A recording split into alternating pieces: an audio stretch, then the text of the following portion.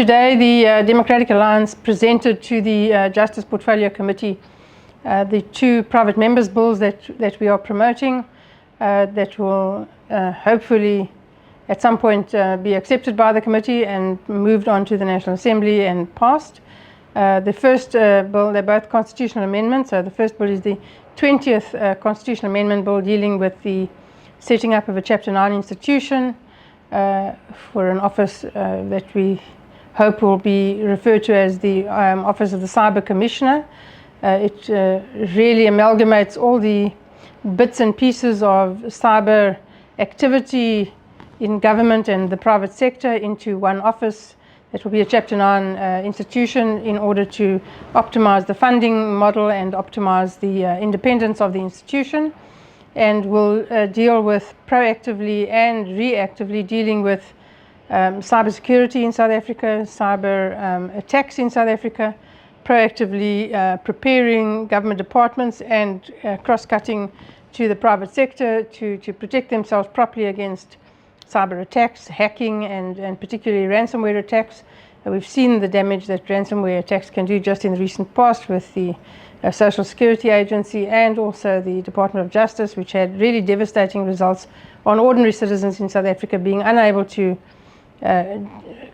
transact, unable to receive the funds that were due to them, and took a very long time to begin to rectify, and neither of them have fully recovered yet.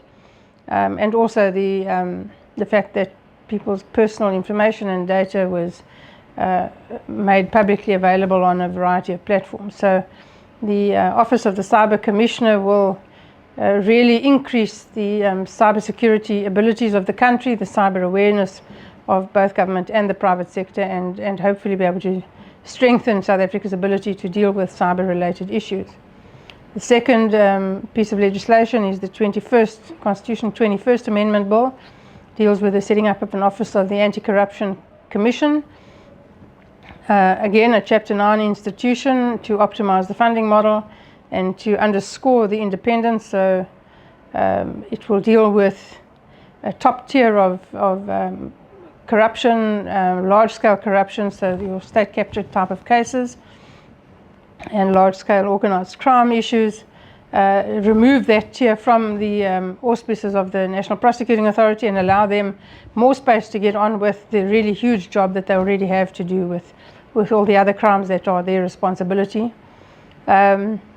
It will be modeled along the lines of the Director of Special Operations, or the Scorpions, but having incorporated the lessons learned there. So the Director of Special Operations was housed within the National Prosecuting Authority, and we all saw how easy it was to disband them when they did their jobs and did it well and went after politicians and they felt the bite. They simply dissolved the unit, and so much money, so much time, so much expertise was lost that went into setting up that institution. So the Anti-Corruption Commission will be a Chapter 9 institution. It will require a heightened majority in Parliament to dissolve it. It will make it much more secure, much more independent, and therefore able to offer security of tenure to its employees and be able to be a much more attractive job package. Because it will be able to negotiate its budget directly from Treasury and be answerable to Parliament, it will be able to compete more easily with private sector type salaries and attract the type of top tier people that will be needed to combat grand scale corruption and organized crime. So these are both pieces of legislation aimed at strengthening the criminal justice environment in South Africa.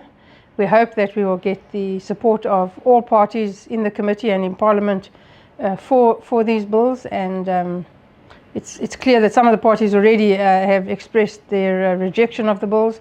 But of course, those parties that do not want to support these bills or do not want to participate in strengthening these bills and eventually have them passed are stating very clearly to South Africans that they do not support the fight against corruption.